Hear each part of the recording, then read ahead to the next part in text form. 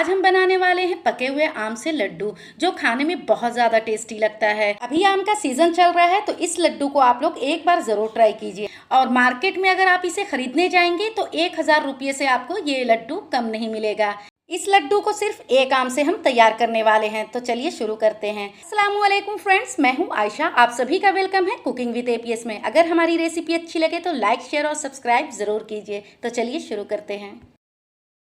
सबसे पहले हमने यहाँ पर एक पका हुआ आम ले लिया है, ये बड़ा साइज़ का है। और ये जिस आम से हम शेक बनाते हैं, मैंगो शेक, वही वाला आम हमने लिया है। आप कोई सा भी आम ले सकते हैं। इस आम में गूदा ज़्यादा निकलता है, इसलिए हमने इस आम को लिया है। अब इसके सारे छिलके को उतार लेना है। अगर आपके पास आम छोटा हो तो आम 2 ले लीजिए, अगर मीडियम साइज़ का है तो एक काफ़ी है। लेकिन कुछ आम तो मीडियम साइज़ का होता है, लेकिन उसमें से पल्प बहुत कम निकलता है क्योंकि गुठलियाँ बहुत बड़ी होती है। तो अगर जिसमें गुठलियाँ बड़ी हो तो आप उस पॉइंट पर 2 आम ले सकते हैं। हाँ, आम छीलने से पहले उसे धुल लेना है, उसके बाद आपको छीलना है। इसे काटने के बाद सारे पल्प को निकाल लेना है। इस तरीके से अगर हम काट कर पल्प निकालते हैं तो बहुत आसानी से निकल जाता है।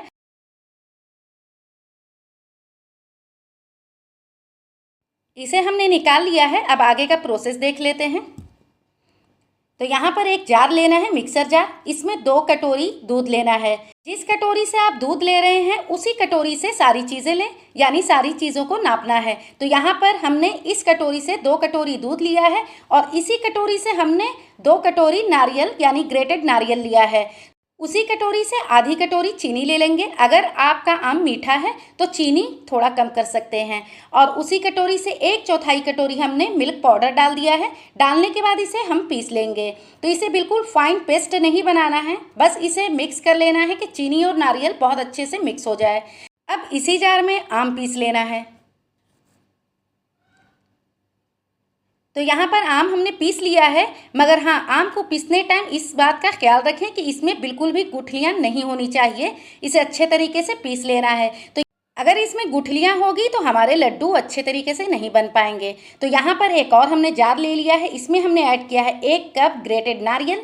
इसे भी हम उसी कटोरी से नाप रहे हैं जिस कटोरी से हमने दूध नापा था। इसी के साथ साथ हमने 9 से 10 बादाम और 9 से 10 काजू डाल दिया है। आधी छोटी चम्मच हरी इलायची का पाउडर डाल दिया है। 1/4 कप मिल्क पाउडर।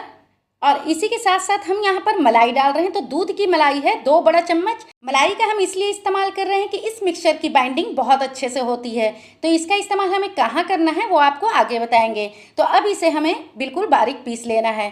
तो ये देखिए, हमने यहाँ पर पीस लिया और आप देख सकते हैं इसका टेक्स्चर।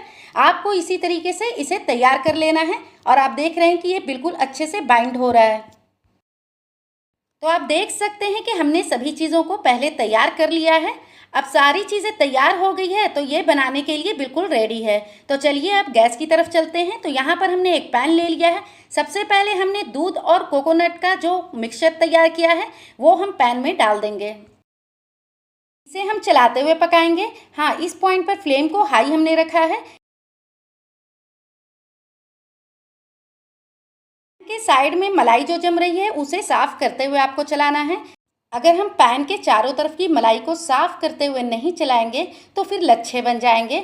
और जब हम लड्डू बनाएंगे तो उस टाइम आपके लच्छे दिखेंगे और वो लड्डू फिर सही से बन भी नहीं पाएगा और दिखने में भी अच्छा नहीं लगेगा। तो आप देख सकते हैं कि दूध गाढ़ा हो चुका है। इसे हमने हाई फ्लेम पर कंटिन्यू चलाते हुए पकाया है, इसे छोड़ा नहीं है। इसीलिए ये बिल्कुल क्रीमी टेक्सचर में तैयार हुआ है। तो यहाँ पर बहुत अच्छे से सूख चुका है दूध। इस पॉइंट पर इसका टेस्ट भी बिल्कुल मावा की तरह हो जाता है। अब इसमें तैयार किए हुए आम के पल्प को डाल देंगे। डालने के बाद इसे हम चलाते हुए 2 मिनट के लिए पकाएंगे। और हाँ, एक बात और, अगर आम आप पीस रहे हैं यानी ग्राइंड कर रहे हैं तो उसमें जब गुठलियाँ दिखे, आपको लगे ये पीस नहीं पा रहा है, तो 2 से 3 बड़ा चम्मच आप दूध शामिल करके उसे अच्छे से पीस सकते हैं। तो इस पॉइंट पर हमने 1/4 छोटी चम्मच हरी इलायची का पाउडर डाल दिया है। और इसका थोड़ा सा कलर अच्छा करने के लिए हमने ऑरेंज कलर ऐड कर दिया है, यानी 2 चुटकी डाला है हमने, ज़्यादा नहीं डालना है, नहीं तो बहुत ज़्यादा कलर आ जाएगा।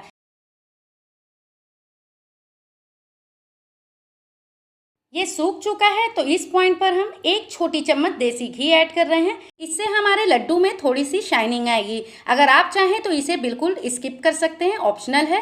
इस लड्डू में घी की ज़रूरत बिल्कुल भी नहीं होती है, क्योंकि हमने इसमें कोकोनट का इस्तेमाल किया है और कोकोनट में बहुत ज़्यादा ऑयल होता है। अब ये तैयार होगा तो हमें कैसे पता चलेगा कि ये तैयार हो गया है? तो इस पॉइंट पर हमें इस तरीके से चेक करना है कि ये बाइंड हो रहा है कि नहीं। तो ये बहुत अच्छे से बाइंड हो रहा है, तो इस पॉइंट पर फ्लेम को हमने ऑफ कर दिया है। ये तैयार हो गया है, तो इसे हम ठंडा कर लेंगे। तो हमने इसे ठंडा करने के बाद एक बर्तन में निकाल लिया है। अब इस लड्डू का साइज़ कितना बड़ा होना चाहिए ये डिपेंड करता है हमारे ऊपर।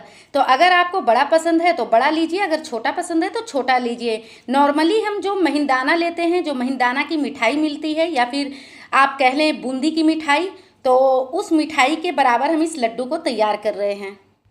और जो हमने मलाई वाला मिक्सचर तैयार किया था उसे लेना है इसका जस्ट आधा। इस लड्डू को बनाना बहुत ज़्यादा आसान है।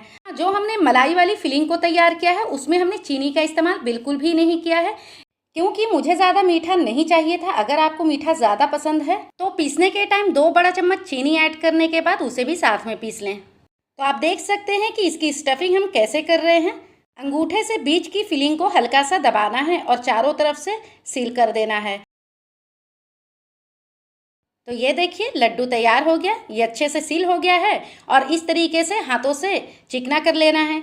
आप चाहें तो दोनों हथेली से बिल्कुल राउंड शेप दे सकते हैं। दोनों हाथों से अगर हम शेप देते हैं तो ये बिल्कुल गोल तैयार होता है। ये देखिए इसका कलर कितना ज़बरदस्त आया है और ये दिखने में कितना ज़्यादा शाइन लग रहा है। अब इसे कोई भी खा ले, किसी को भी यकीन नहीं होगा कि ये घर का बना हुआ है। तो इसी तरीके से सभी लड्डुओं को हम तैयार कर लेंगे। जब हम मिठाइयाँ खरीदने जाते हैं तो सबसे पहले हम उसके दाम देखते हैं और दाम देखते ही हमारे हालत ख़राब हो जाते हैं कि इतनी महंगी मिठाइयाँ। अगर हम एक आम से और इतनी अच्छी मिठाइयाँ तैयार कर सकते हैं तो हमें बाज़ार में महंगी महंगी मिठाइयों को ख़रीदने की क्या ज़रूरत है। तो इसे आप लोग एक बार ज़रूर ट्राई कीजिए और अपने घर वालों को और घर में आए हुए मेहमानों को खिलाइए। तो सभी लोग इतना ज़्यादा खुश होंगे कि किसी को भी यकीन नहीं होगा कि आपने अपने हाथों से बनाया है। और इसकी अंदर की फिलिंग भी देख सकते हैं कितना अच्छा दिख रहा है।